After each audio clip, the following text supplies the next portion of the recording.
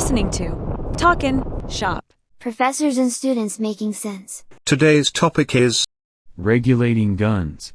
And we're back.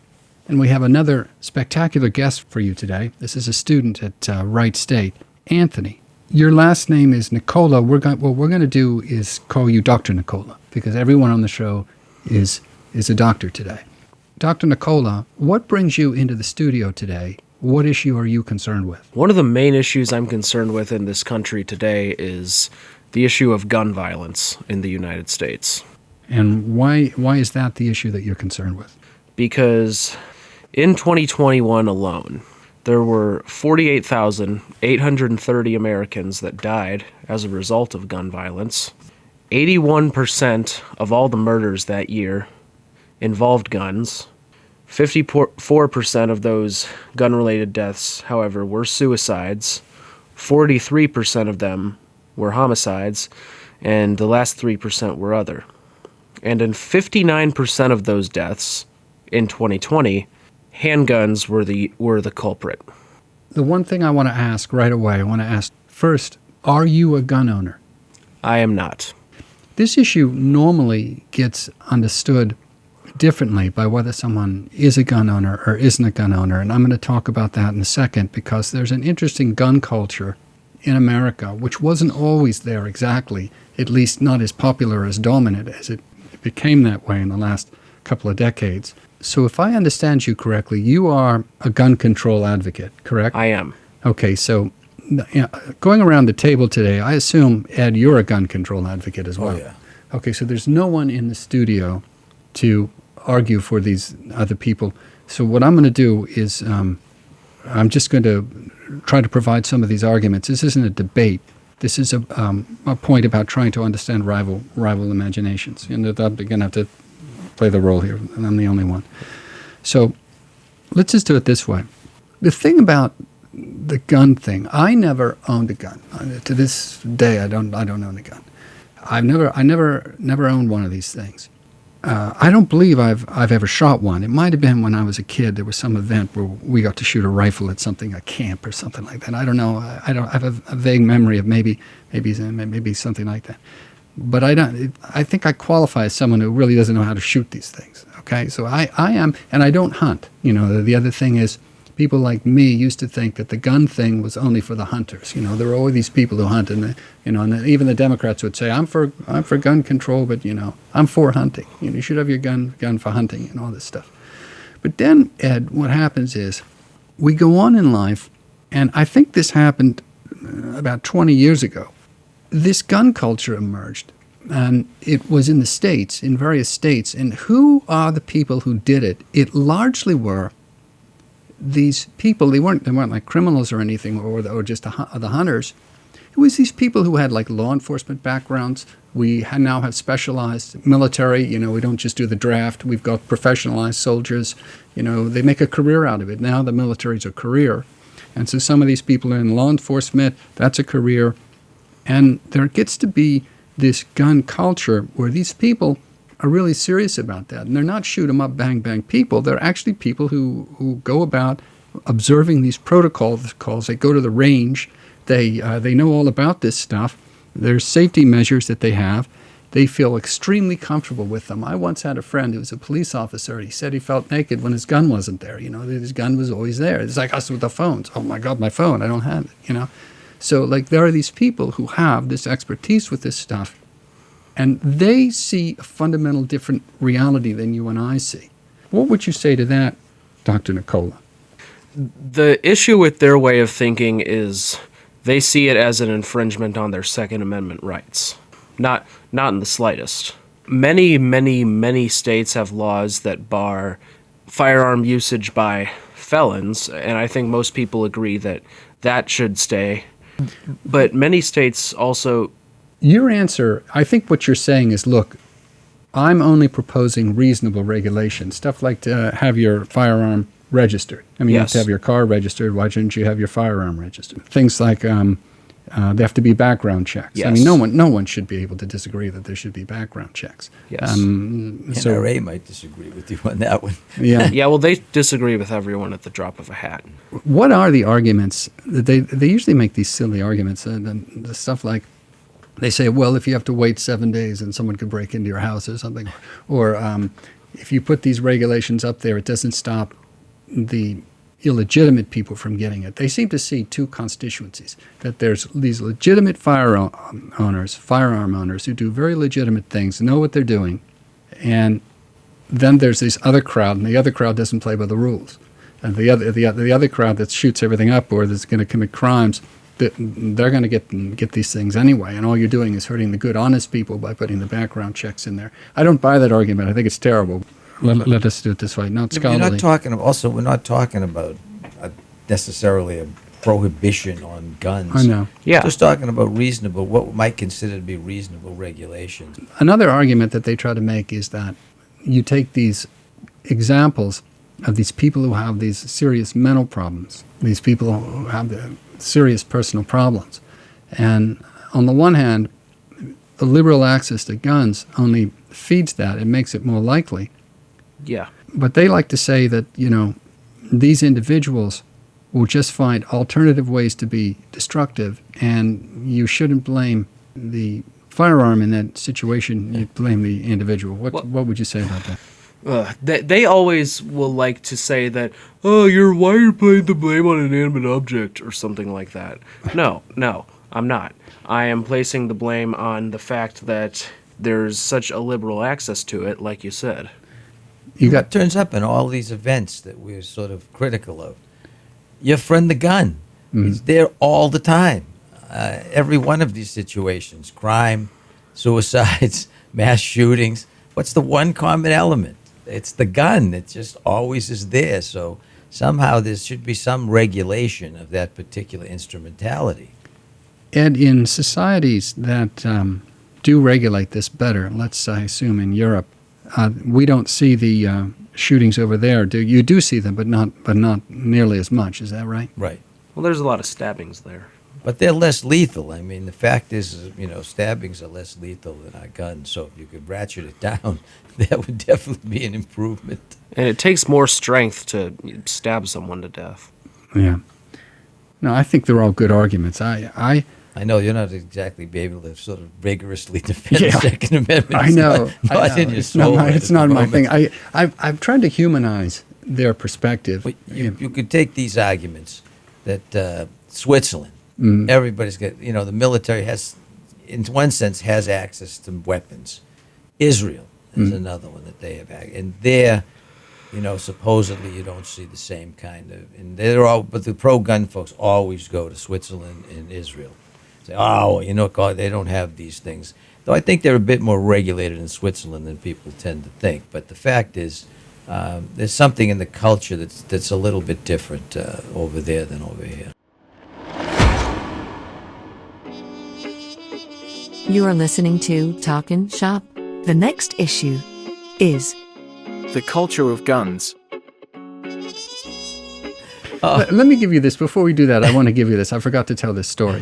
One time I was a lawyer and I was representing a guy. This is an example of how I get socialized to this, because I did not understand that this gun culture was here. I mean, I didn't understand it. It's not that I didn't understand it was here. Not being an owner, I don't understand it at all. So here I am and getting a little bit of an education. I'm in West Virginia, and at the time I'm practicing was the old days when they had real restrictions against guns. They didn't make them, they started liberalizing these things, making them much more liberal. But I represent this guy, and I don't know if he's a former police officer, off-duty police officer, maybe he's no longer in that business anymore. And so, the question becomes, why? It's just a handgun. The question comes, why you got a handgun? Like guns were scary back then. If you have a handgun out in public, you shouldn't have a handgun out in public. Now, this guy, I had to represent him. And he gets stopped for a gun violation, and he's complaining to me, telling me how dumb these rules are. And I'm like in the office and say, well, why is it dumb? What's wrong? He says, under the law, the way this works is, the only way he was allowed to have a gun in his car is if all the ammo was out and it was under some sort of configuration where it couldn't work. So that was the legal technicality, that it didn't meet, he therefore could transport it. And he thought how ridiculous it was that he simply couldn't transport his piece. And this is the way that this is now. Now, they want to carry these things. The laws now, they've become so liberal, they want to carry these things out in public. Open carry. Right, That's how it is in Wisconsin. Well, it's like it's a wild, wild west now. And, there's this discussion of where you can bring the gun and where you can't. Universities are right states. You're not allowed to have one. You're not allowed to have one there. But there's some places where I guess you are allowed to have them. If you got a permit or whatever. So this is how wild that this had changed. My first experience of it was this guy that I represented telling me how ridiculous it was that he couldn't drive from one state to the next with a gun. A gun was in the trunk. It's in the trunk of his car, and it was disassembled. And he says, "I can't even do this." I mean, the fact that it was disassembled was the thing that that meant he could do it. Right. It was like a loophole. Well, that's just an indication of how this culture is and how it's changed. You got anything on that? Do you agree with me, Ed, that although the Supreme Court gets a lot of blame for this and these decisions, isn't it the case that most of these have been state laws that have liberalized the gun? Yeah. You agree with that, definitely. Dr. Nicola? Because there is a lot of states that just don't have any background checks in the slightest. So it's a lot of it is at the state level where a lot of the permissiveness have occurred. You agree with that, Ed? Oh yeah, but I mean, I think there is some still federal requirements. Another thing that just popped into my head in terms of state law is the stand your ground stuff. Where are you on that kind of thing, Dr. Nicola? You're talking about reasonable regulation of these weapons, but this issue here is about the use cases. And so the question is what the use case should be.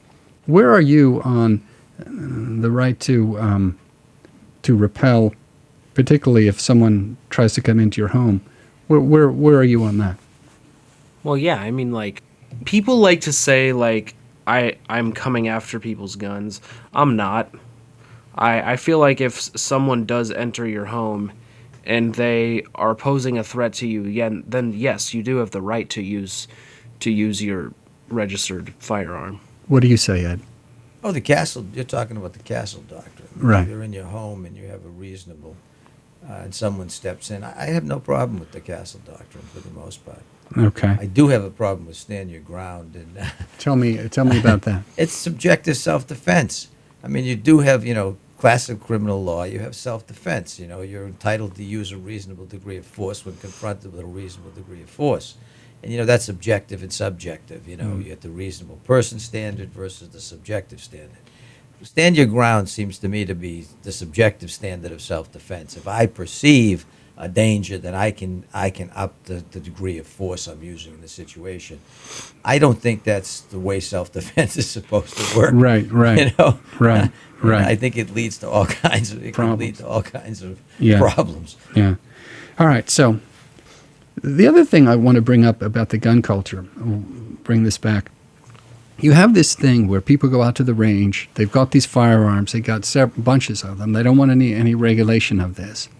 And a good example is in the Trump shooter.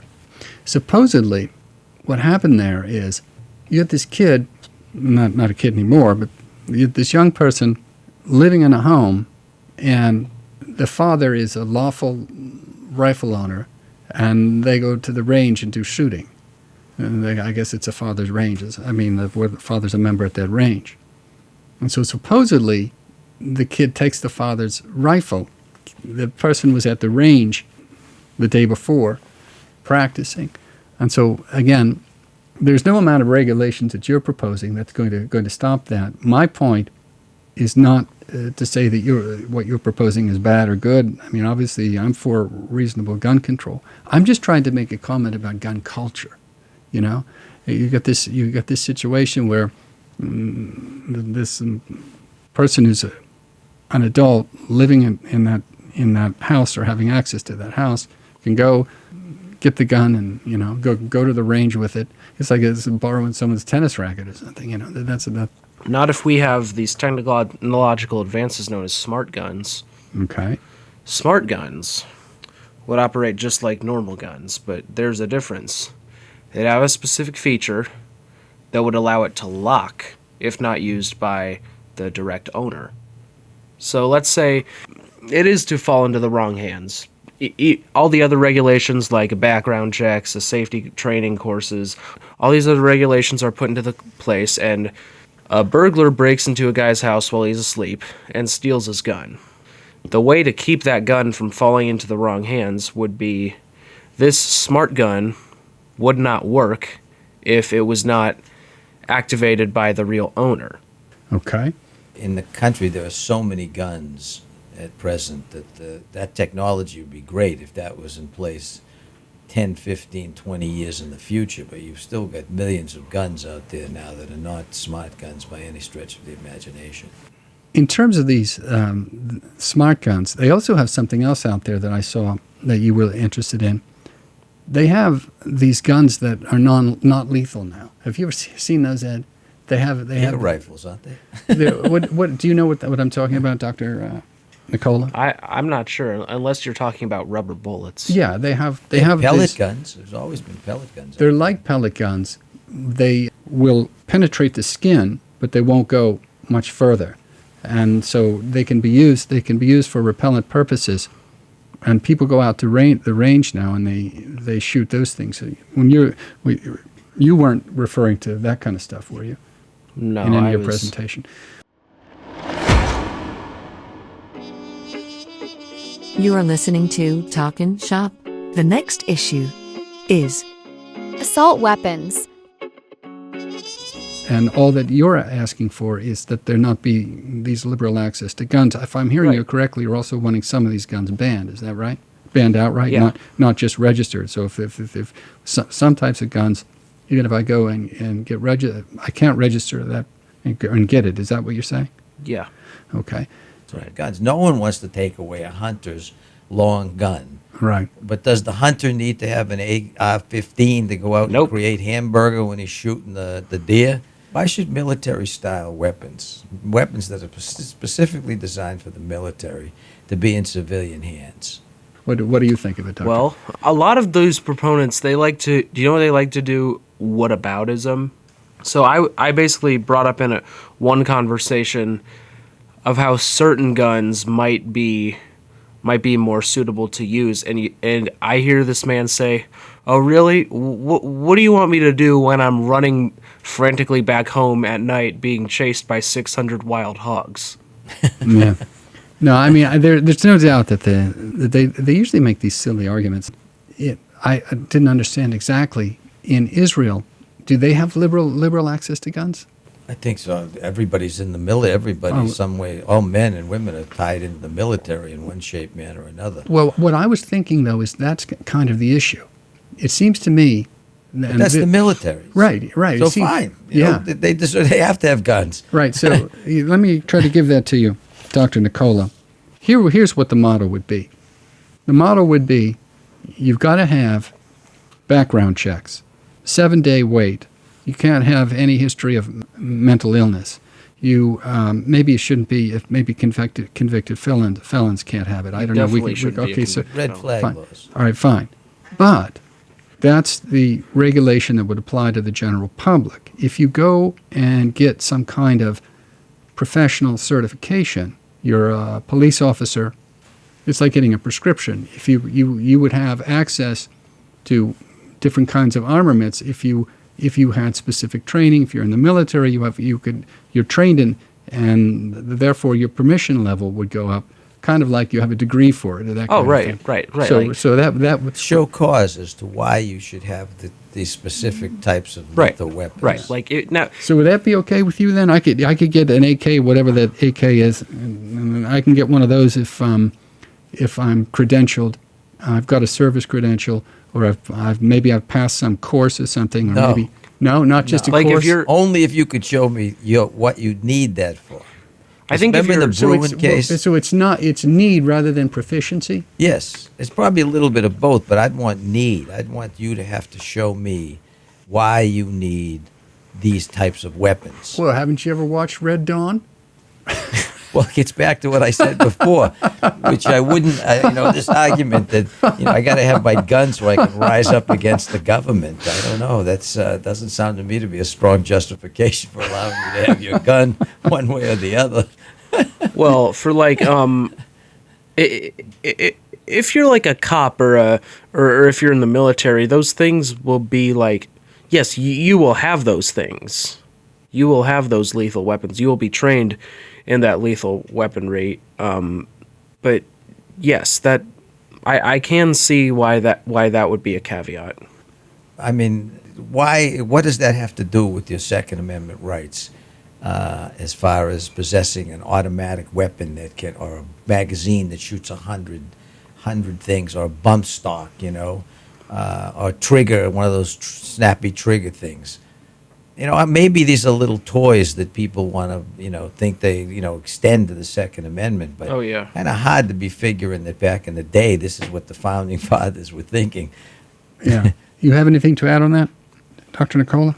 I'm sure they didn't imagine that some guy would lug 400 pounds of equipment up to the 30th floor of a hotel and set up a concealed sniper nest and rain down bullets on a concert, but... You are listening to Talkin' Shop. The next issue is The Second Amendment. So, Ed, what would be your summary of the court cases? Tell us a little bit what's going on with the court cases on these guns. What are those people been up to? There were a lot of people starting to talk about the forgotten Second Amendment in the legal journals, trying to resurrect the Second Amendment in a certain way. And then it becomes identified with a conservative movement. And then you get appointments to the Supreme Court by Republican presidents. This thing gets tied up not only with the corporatists, but then it gets tied up politically. And then suddenly you've got a parade coming down about the Second Amendment, whereas it wasn't anyway the intention of the Second Amendment to have everyone carrying an AR-15 in the Not in the McDonald's. slightest. Not in the slightest. And here's the thing. Like, I bring that up, and no, do you know what my absolute favorite thing they say is? What part of shall not be infringed do you not understand? That's what they say. Yeah, I mean, the constitutional law part of this is kind of interesting because for a long period of time, the Second Amendment was interpreted the way it speaks, the way it reads. The Second Amendment is not nearly as permissive and granting as the First Amendment. In terms of its textual nomenclature, it seems to have a condition precedent that the only reason why it's there is so that you can have a well-regulated militia, and that doesn't refer to anybody who's in the woods just wanted that was an actual institution, and they're supposed to have that. We institutionalized that. We created police forces, we created the National Guard, and so forth.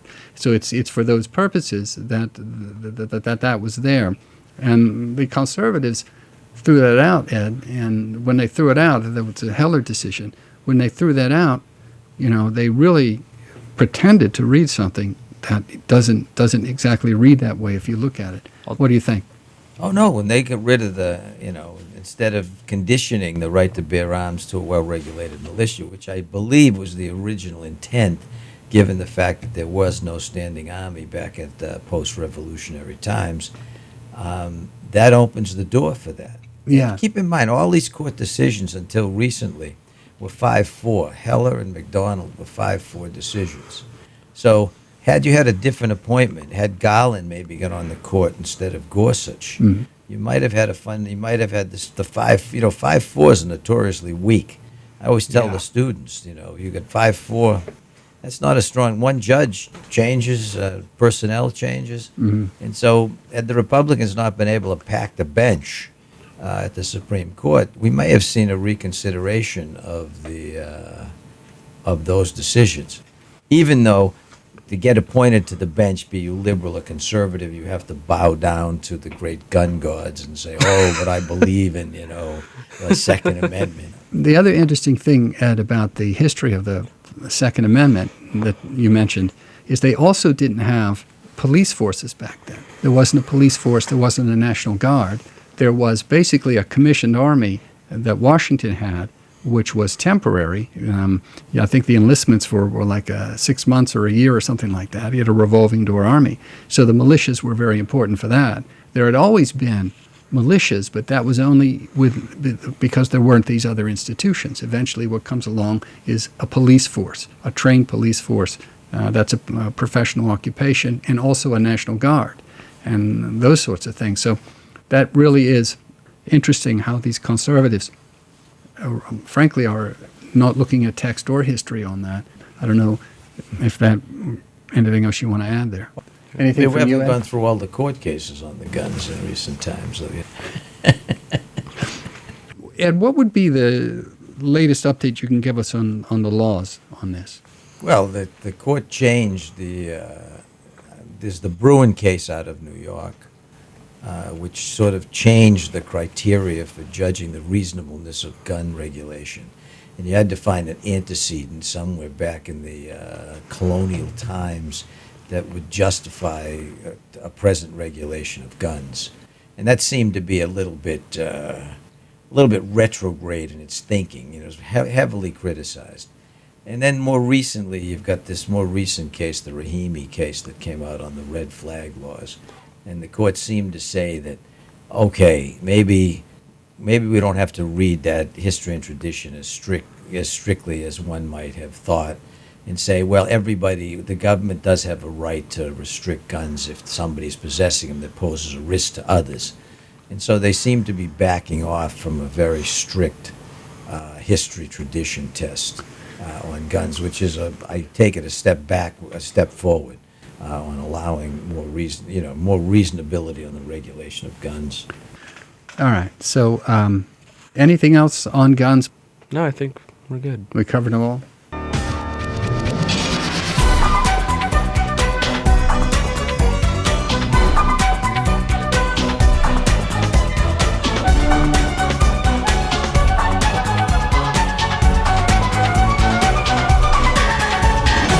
You are listening to Talkin' Shop. Professors and students making sense.